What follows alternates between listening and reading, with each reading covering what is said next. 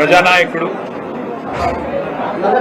మాజీ మంత్రివర్యులు శ్రీ తాటిపర్తి జీవన్ రెడ్డి గారిని సాదరంగా పెద్దలు కేసీఆర్ గారి సూచన మేరకు సాదరంగా వారిని భారత రాష్ట్ర సమితిలోకి ఆహ్వానించడానికి ఈరోజు మా సహచరులందరితో కలిసి పెద్దలు మాజీ మంత్రివర్యులు శ్రీ కొప్పుల ఈశ్వర్ గారు, మాజీ మంత్రివర్యులు శాసన మండలి సభ్యులు శ్రీ ఎల్ రమణ గారు, మాజీ మంత్రివర్యులు కరీంనగర్ శాసనసభ్యులు గంగుల కమలాకర్ గారు, మాజీ మంత్రివర్యులు పాల్కొండ శాసనసభ్యులు శ్రీ వేముల ప్రశాంత్ రెడ్డి గారు, మాజీ ఆర్టీసీ కార్పొరేషన్ అధ్యక్షులు పెద్దలు శ్రీ బాజిరెడ్డి గోవర్ధన్ గారు, మాజీ పార్లమెంట్ సభ్యులు శ్రీ బోయిన్పల్లి వినోద్ కుమార్ గారు, జిల్లా అధ్యక్షులు జగిత్యాల శ్రీ విద్యాసాగర్ రావు గారు, రాజ్యసభ సభ్యులు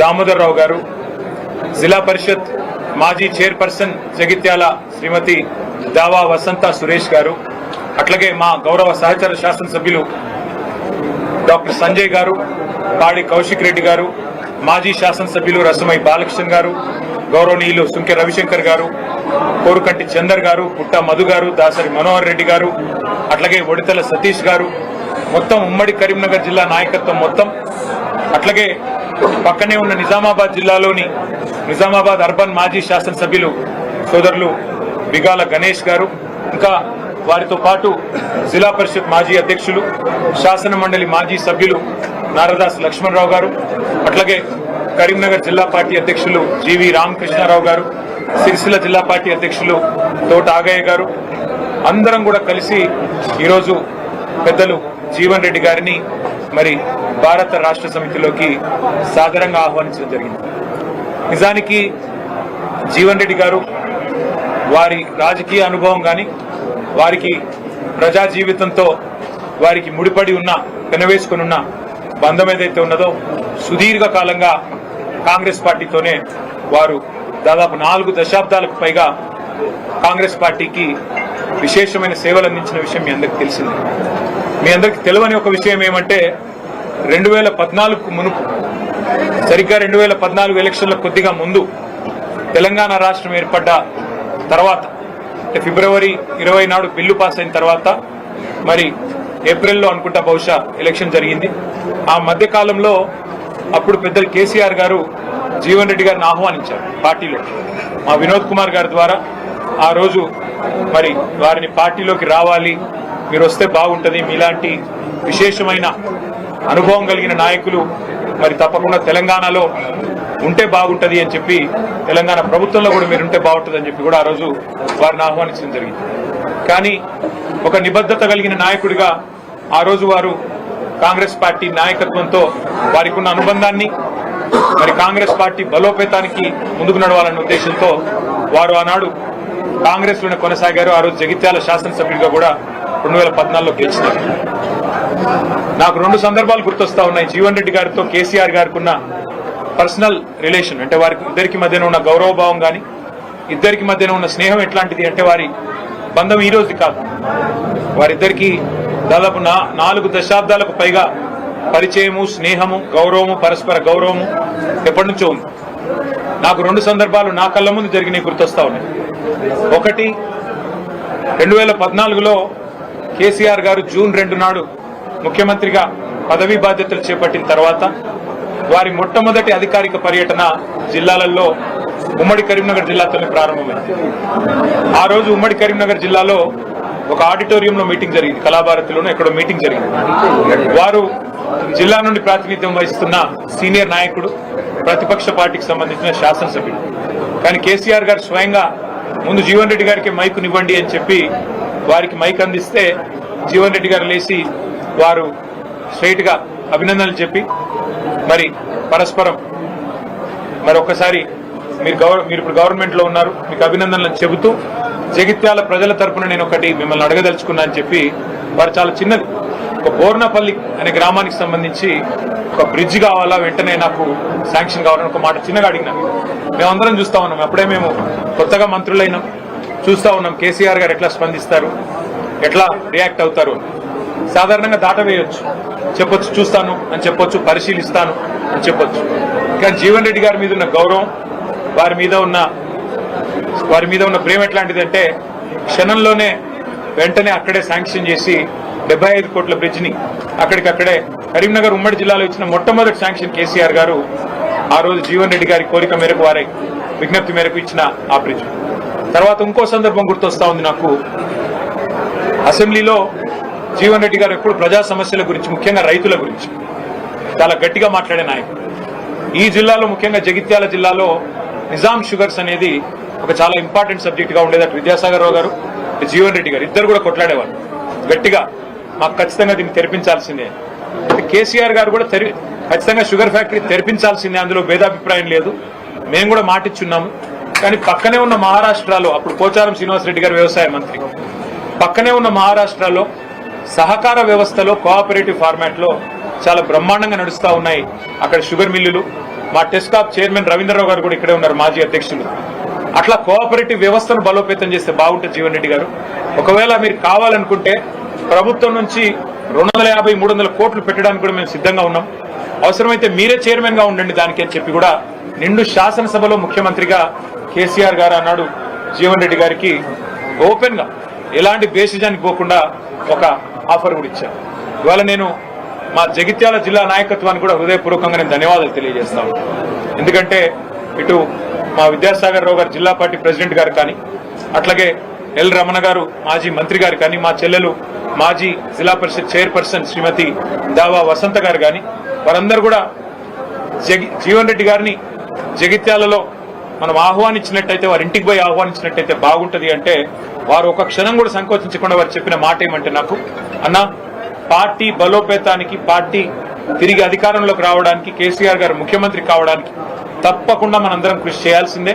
అందులో భాగంగా జీవన్ రెడ్డి గారి చేరిక అనేది మనకు చాలా చాలా లాభం జరుగుతుంది. వారిని మీరు తప్పకుండా రండి, ఆహ్వానించండి, మేమందరం కూడా మీకు వెల్కమ్ చెప్తామని చెప్పి వాళ్ళు అన్ని సాధారణంగా ఏర్పాట్లు కూడా వారు చేశారు. వారికి కూడా నా అభినందనలు. వాళ్ళ రాష్ట్ర వ్యాప్తంగా ఉన్న రైతుల్లో ఒక ఆక్రోశం ఉంది, రాష్ట్ర వ్యాప్తంగా ఉన్న ప్రజల్లో ప్రతి వర్గంలో ఇవాళ ఒక ఆక్రోశం వ్యక్తమవుతా ఉంది. ఈ ప్రభుత్వం రేవంత్ రెడ్డి గారి నాయకత్వంలో గత 2.5 సంవత్సరాలుగా మరి ఏ రకంగా తన పరిపాలనా వైఫల్యాలను కప్పిపుచ్చుకోవడానికి ఎప్పటికప్పుడు ఏదో ఒక డైవర్షన్ టాక్టిక్ ఉపయోగిస్తూ ఏదో కాలం నెట్టుకొస్తున్నారు తప్ప ఇంతవరకు మాకు ఒరిగిందేమీ లేదు అనే భావన బలంగా ప్రజల్లో ఉంది. ముఖ్యంగా రైతుల్లో 3 సార్లు ఈ ప్రభుత్వం ఇప్పటికీ రైతు బంధు ఎగ్గొట్టింది. ఒకసారి కాదు, 2 సార్లు కాదు, 3 సార్లు విజయవంతంగా రైతు బంధు ఎగ్గొట్టారు. 3 సార్లు రైతు బంధు ఎగ్గొట్టడం అంటే ఒక్కొక్క దఫా వాళ్ళు చెప్పిన 9,000 కోట్లు లెక్కేసుకున్న 27,000 కోట్లు ఈ 2.5 సంవత్సరాల్లోనే ప్రభుత్వం 70 లక్షల మంది రైతులకు బాకీ పడ్డది. 27,000 కోట్లు ఎగ్గొట్టి 20,000 కోట్ల రుణమాఫీ చేసిన అని చెప్పి రేవంత్ రెడ్డి గారు ఏదైతే రైతులను మభ్యపెట్టే ప్రయత్నం చేస్తున్నారో రైతుల ఆవేదనతో ఉన్నారు. అట్లాగే రాష్ట్ర వ్యాప్తంగా ఉన్న మహిళలు నిన్న రేవంత్ రెడ్డి గారు మాట్లాడిన మాట కూడా చూస్తున్నారు. బాసరలో ఆయన మాట్లాడిన మాటలు ఎంత దారుణంగా, ఎంత అవమానకరంగా, ఒక ముఖ్యమంత్రి స్థాయికి తగని మాట. ఎంత పెద్ద కండలు తిరిగిన పైల్వానైనా 3 నెలల్లోనే పిల్లలు పుట్టించలేడు కదా, ఇది ఒక ముఖ్యమంత్రి నోట్లోంచి వచ్చే భాషనైనా, ఒక ముఖ్యమంత్రి మాట్లాడే భాషనై? అసలు 3 నెలలు అన్న మాట చెప్పింది ఎవరండి? మేం చెప్పినామా? ప్రజలు అడిగారా?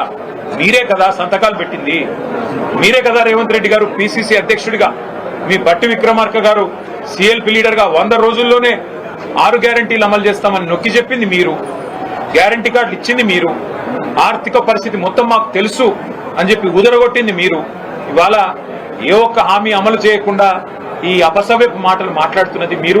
పెద్దలు జీవన్ రెడ్డి గారు లాంటి నికార్సైన కాంగ్రెస్ నాయకులను అవమానించి వారి ఆత్మగౌరవాన్ని దెబ్బతీస్తున్నది మీరు. ఇది ఒక జీవన్ రెడ్డి గారి విషయంలో కాదు నేను మాట్లాడుతున్నాను.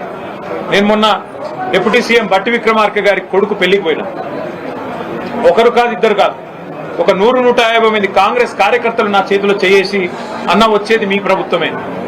అది సందర్భము కాదు, రాజకీయ వేదిక కాదు, ఇంకోటి కాదు.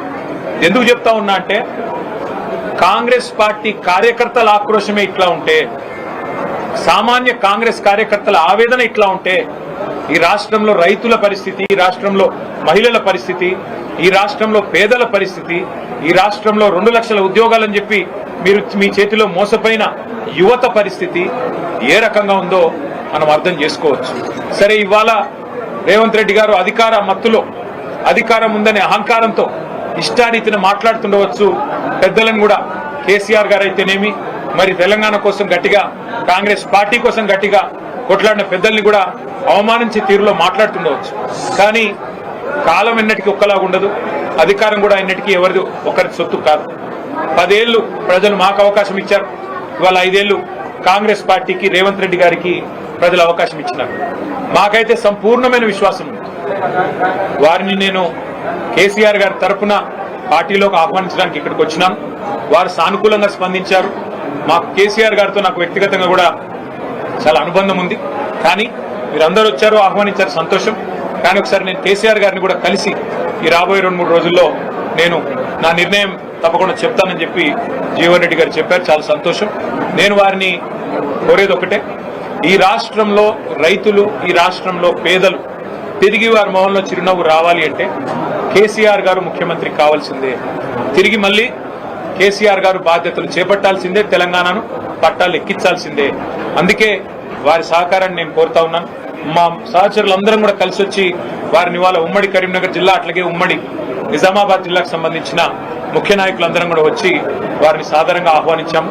వారు పెద్దలు కేసీఆర్ గారితో కలిసిన తర్వాత మిగతా అన్ని విషయాలు కూడా ప్రజాహితాన్ని దృష్టిలో పెట్టుకొని, అల్టిమేట్ గా ఈ రాష్ట్ర భవిష్యత్తును దృష్టిలో పెట్టుకొని, తప్పకుండా జగిత్యాల జిల్లా ప్రయోజనాలు కూడా దృష్టిలో పెట్టుకొని వారు నిర్ణయం తీసుకుంటారని చెప్పి నేను ఆశిస్తా ఉన్నాను. వారికి తప్పకుండా మా వైపు నుంచి ఆహ్వానం మాత్రమే కాదు, పార్టీలో కూడా సముచితమైన స్థానము, గౌరవము తప్పకుండా ప్రజల్లో వారికి ఉన్న గౌరవానికి, ప్రజల్లో వారికి ఉన్న గుర్తింపుకు తగ్గ విధంగా ఉంటుందని చెప్పి కూడా వారికి నేను విజ్ఞప్తి చేస్తూ, మరి ఈరోజు వారు కూడా వారి సహచరులందరినీ పరిచయం చేశారు. చాలా ఓపికగా మమ్మల్ని రిసీవ్ చేసుకున్నందుకు పెద్దలు జీవన్ రెడ్డి గారికి కూడా హృదయపూర్వకంగా మా అందరి పక్షాన వారికి ధన్యవాదాలు తెలియజేస్తూ వారు స్పందించాలని కోరుతాం. ఈరోజు భారత రాష్ట్ర సమితి అధ్యక్షులైనటువంటి కేసీఆర్ గారి ఆధ్వర్యంలో వారి యొక్క ఆలోచన సూచన మేరకు గల బీఆర్ఎస్ పార్టీ కార్యనిర్వాహక అధ్యక్షులు మిత్రులు కేటీఆర్ గారు ఏదైతుందో జిల్లా చెందినటువంటి, అంటే ఉమ్మడి కరీంనగర్ జిల్లా చెందినటువంటి అందరు కూడా నాకు కూడా సహచరులే, అందరితో కలిసి పనిచేసినటువంటి అనుభవం నాకుంది. అందరితో పర్సనల్ రిలేషన్ కూడా నాకుంది. అందరితో ఇక్కడి మారిన పరిస్థితులకు అనుగుణంగా బీఆర్ఎస్ లో కలిసి పనిచేస్తే రాష్ట్ర భవిష్యత్తు కొరకు ఇలా ప్రధానంగా ఏదైతే యువనం కాన్స్టిట్యూషన్ ఏదైతుందో రాష్ట్ర భవిష్యత్తు అనేది ప్రధానం. రాష్ట్ర భవిష్యత్తు కొరకు ఏదైతుందో మనం పాటుపడుతున్నటువంటి అవకాశం మరి వారు నాకు కల్పించడానికి ముందుకు వచ్చినందుకు నేను వారికి హృదయపూర్వకంగా ధన్యవాదాలు చెప్తాను. చెప్పండి, నేను వాస్తవంగా ఏదైతుందో 25 మార్చ్ నేను కాంగ్రెస్ పార్టీ నుండి రాజీనామా చేయాలని చెప్పని నిర్ణయం తీసుకున్న నాడు కొత్త భావోద్వేగానికి గురి కావడం జరిగింది. 4 దశాబ్దాల అనుబంధం కలిగినటువంటి ఒక రాజకీయ పార్టీ నుండి మరి బంధం తెచ్చుకునేటువంటి ఒక పరిస్థితి ఎదురు కావటం కొంత నాకు ఆనాడు really I felt that day was very unfortunate.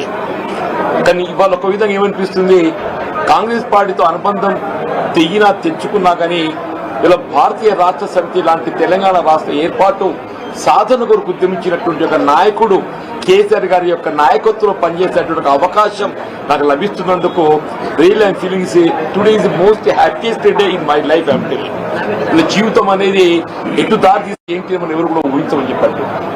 ఉమ్మడి కరీంనగర్ జిల్లానే కాదు, తెలంగాణ రాష్ట్రం యావత్తులో కూడా జీవన్ రెడ్డి లాంటి ఒక నాయకుడు కాంగ్రెస్ పార్టీ నుండి దూరం అవుతారని చెప్పి ఎవరు కూడా ఊహించలేని చెప్పండి. దాని కారణాలు కూడా మీరు ఊహించి ఉంటారని చెప్పండి. గత 20 మాసాలకి నేను ఏదైతే అంటే ఎదుర్కొంటున్నటువంటి ఒక మానసిక క్షోభ, రాజకీయ పరిస్థితులు అన్ని కూడా తట్టుకొని నిలబడ్డని చెప్పండి. అయినప్పటికీ కూడా ఏదైతున్నదో ఇవాళ నేను తట్టుకొని నిలబడ్డా, కానీ రాష్ట్ర భవిష్యత్తు కూడా ప్రధానం అని చెప్పంటున్నాను. వీళ్ళ ఆనాడు ఏదైతే 2023 సాధారణ శాసనసభ ఎన్నికల్లో ఒక్కరికి ఏముంటుందంటే ఇంకా మెరుగైన పాలన కావాలి, ఇంకా మాకేదో భవిష్యత్తు కావాలనుకుంటాం. ఆనాడేదైతే 10 సంవత్సరాల కేసీఆర్ పాలనలో తెలంగాణ సమాజానికి కల్పించినటువంటి యొక్క పరిష్కారాలు ఏదైతుందో, అభివృద్ధి ఉందో, ఇంకా మెరుగైన పాలన కావాలని చెప్పి కాంగ్రెస్ పార్టీ మరి మీరు పేర్కొనడం జరిగిందో, కానీ ప్రజలు ఆకర్షితులైంది.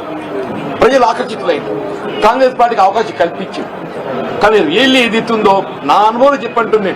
I have seen NT Rama Rao గారి ప్రభుత్వం చూసా, నేను తదుపరి చెన్నారెడ్డి గారి ప్రభుత్వం చూసా, విజయభాస్కర్ గారి ప్రభుత్వం చూసా, రాజశేఖర్ గారి ప్రభుత్వం చూసా, చంద్రబాబు నాయుడు గారి ప్రభుత్వం చూసా, కేసీఆర్ గారి ప్రభుత్వం చూసా నేను. కానీ ఈ 2 సంవత్సరాల కాలంలోనే ఇవాళ అంటే 10 సంవత్సరాల్లో సాధించినటువంటి అభివృద్ధి సంక్షేమ ఫలాలు తిరోగమన దిశగా చెప్పండి.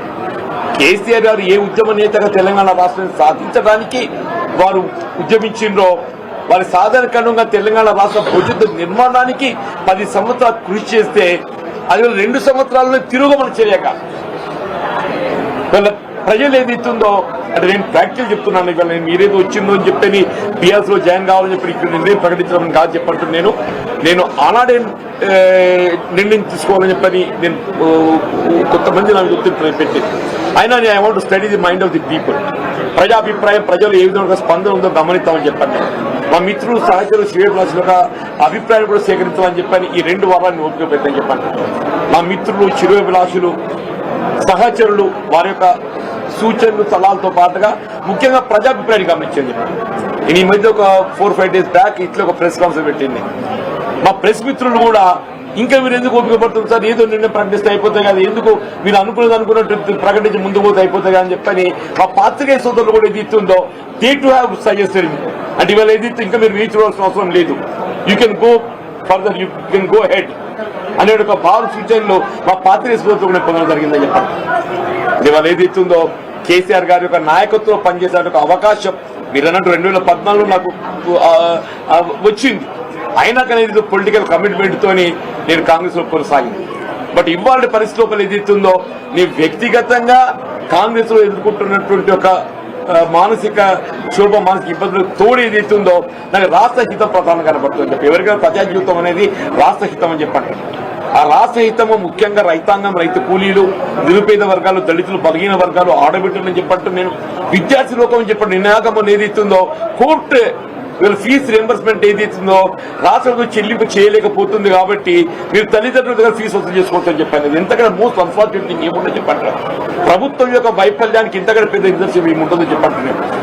విద్యార్థులంటే రాష్ట్ర భవిష్యత్తు, దేశ భవిష్యత్తు అని చెప్పండి. అప్పుడు విద్యార్థి లోకానికి ఏది ఇస్తుందో ఇవాళ మనము భవిష్యత్తు చూపెట్టలేకపోతున్నాం అని చెప్పంటే పాలన అనేది ఏ విధంగా కొనసాగుతాం దీన్ని బట్టి ఊహించవచ్చు అని చెప్పంటారు. తప్పకుండా ఇవాళ మీరు ఏదైతే ఇంత అంటే really you need not come over up to this place నాకు రావాలన్నట్టు మీరు రావాల్సిందుకు నిజంగా మీకు అందరికీ, మీ మిత్రులకు అందరికీ ముఖ్యంగా ఏతుందో మా మిత్రులు పొప్పులీశ్వర్ గారు వారు ఇక్కడ మంత్రిగా పనిచేసిండ్రు, వారితో నేను కలిసి శాసనసభ్యులు పనిచేసిన, శాసన మండలి సభ్యులు పనిచేసిన. రమణ గారితో కూడా ఏదైతుందో వారు ఎంపీగా ఉన్నప్పుడు నేను ఎమ్మెల్యేగా పనిచేశాను. నేను మీ ఇద్దరం కూడా ఏదో చిరకాల మిత్రులము. 93 వరకు ఏదో కలిసి పనిచేసినవి. Only 94 he has deferred with me. Only 94 he has deferred with me. తర్వాత వాడు పార్లమెంట్ ఎన్నికైన తర్వాత ఏదైతుందో ఇవాళ వారి ఏదైతే ఎమ్మెల్యే స్థానం ఖాళీ కావడంతో అక్కడికి నాకు ఉప ఎన్నికలు పోటీ చేసే అవకాశం వచ్చింది. దట్ ఎలక్షన్ నన్ను కెప్ట్ మీద మొత్తం రాష్ట్ర స్థాయిలో నాయకత్వం నాకు నిలబెట్టింది ఆ ఉప ఎన్నిక అని చెప్పండి. ఇక్కడ సోదరు వసంత జడ్పీ చైర్పర్సన్ ఏదైతుందో నేను ఎమ్మెల్యేగా ఉన్నప్పుడు కూడా ఇది ఇంత గౌరవిస్తుంది కదా అని చెప్పంటే మీరు మీటింగ్ రావాలన్నా మీరు వచ్చి మీలాంటి ఒక సలహా సూచనలు ఇవ్వాలని చెప్పాను. Every time she use to అంటే నన్ను మీటింగ్ రావాలని చెప్పి కోరేని చెప్పంటున్నాను. ఈ సాగర్ అనేది is like younger brother to me. Sagar అనేది is like younger brother to me అని టెల్లింగ్. సంజయ్ కానీ, కౌశిక్ కానీ మేమంతా మిత్రులము. వీళ్ళందరం కూడా వినోద్ రావు గారు, మా దామోదర్ రావు గారితో మా ఫ్యామిలీ అసోసియేటే. వారి నాన్నగారు వాళ్ళ 81 సమితి ప్రెసిడెంట్ ఎన్నిక కావడానికి ఏదైతుందో నాకు ఒక మైల్ స్టోన్ నాకు అండగా నిలిచాను. ఎవరికి తెలియదు ఇది. దామోదర్ రావు గారి తండ్రి జీవన్ రెడ్డికి ఏం సంబంధం అని చెప్పి అనుకుంటున్నాను. మీకు కూడా ఆశ్చర్యపోతారు కూడా దామోదర్ రావు ఇప్పుడే తెలుసు. దామోదర్ గారి తండ్రి మీకెక్కడ సన్నిహిత సంబంధం అని చెప్పాను. అంటే the whole relation with the BRS party with every leader I have got అని చెప్పంటాను. నేను ఈ స్థాయి ఈ దశలో ఏదైతుందో కేసీఆర్ గారితో కలిసి పనిచేసేటువంటి అవకాశం నాకు రావటం, వారి నాయకత్వం కలిసి పనిచేసేటువంటి అవకాశం రావటం, నేనైతే అంటే ఇవాళ జీవితం ఎవరే కానీ ఇవాళ నా జీవితం ఒక చివరి స్థాయికి వచ్చింది. I seen enough political public life. నా సుదీర్ఘ ప్రజా జీవితం 4 దశాబ్దాలు నేను గడిపింది. ఉంటే ఇంకో ఒక ఎన్నిక చూస్తే కావచ్చు, దేవుడు దయ తెలిస్తే ఎట్టుటో చెప్పలేని చెప్పంటారు. కానీ ఏదైతుందో నా చేసే జీవితం ప్రజా జీతాన్ని పాటుపడటానికి కొరకు ఏదైతుందో కేసీఆర్ గారి నాయకత్వంలో పనిచేయడానికి మీరు నాకు అవకాశం కల్పిస్తున్నందుకు వారి సూచనకు అనుగుణంగా మీరు ముందుకు వచ్చినందుకు మీకు హృదయపూర్వక ధన్యవాదాలు చెప్తున్నా. కేసీఆర్ గారు కలవటము మా పాత సాన్నిహిత్యం దాన్ని కొంత ఎదురు కదా నెమరు వేసుకోవడానికి కొరకు అని చెప్పి అంటారు. మా పాత సాన్నిహిత్యం మాత్రం నెమరు వేసుకోవడానికి కొరకు వారికి కలవాలని కోరుతున్నా. అంతే తప్ప ఏదైతే పార్టీలో చేరడం అనేది నేను ఆల్రెడీ ఎక్స్ప్రెస్ డే పార్టీలో బీఆర్ఎస్ లో చేరుతున్నా అని చెప్పని నేను ఆల్రెడీ ఎక్స్ప్రెస్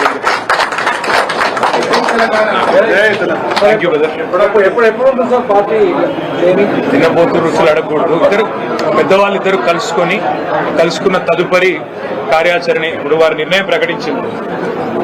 పార్టీలో చేరడం లాంఛనంగా చేరుతాను. కేసీఆర్ గారిని కలిసి కేవలం మా స్నేహానికి సంబంధించిన కొన్ని జ్ఞాపకాలు నెమరేసుకోవడానికి అని చెప్పారు. ఈ పెద్ద నిర్ణయం చెప్పేసిండ్రు. మిగతా వార్తలు మీరు తర్వాత రాస్తారు. మీరు అడగకూరి బ్రదర్. పెద్దవాళ్ళు ఇద్దరు మాట్లాడుకొని అన్ని విషయాలు ప్రకటిస్తారు. మీరు తినబోతు రుచులు అడగకూడదు. మీరు తొందరపడకుండ్రి. ఇప్పుడు వారిద్దరికి ఉన్న అనుభవం అంత కాదు నా వయస్సు. కాబట్టి వారిద్దరు కలుసుకున్నాక పెద్దలు వారి నిర్ణయం ప్రకటిస్తారు. ప్రకటించిన దాని తదుపరి వారు ఏ నిర్ణయం ప్రకటిస్తే దాన్ని శిరసావహించడం, దాన్ని అమలు చేయడం మా బాధ్యత. వర్కింగ్ ప్రెసిడెంట్ అంటే పెద్దలు కేసీఆర్ గారు అప్పచెప్పిన వర్క్ ను సమర్థవంతంగా చేయడం.